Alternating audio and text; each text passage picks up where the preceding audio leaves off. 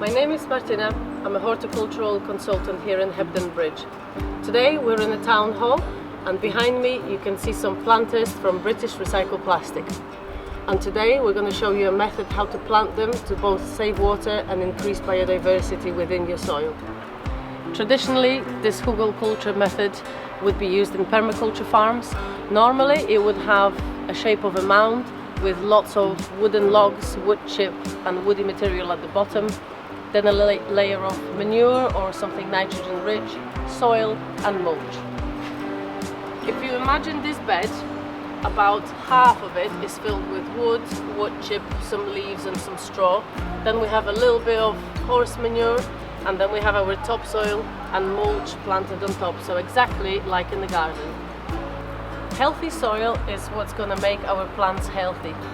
But to make healthy soil, we really need the help of all the worms, springtails, all of the soil food web animals that we sometimes can't see. They're in there, they're feeding on the wood chip, they're feeding on the manure, and they are what makes this planter thriving, and it will make it thriving for many years to come. So the way in which this method saves water is, as it rains, the water soaks in the soil, and rather than just going away, it soaks into the wood. Then when it's hot, the water tries to naturally evaporate, but it's being stopped by the layer of mulch.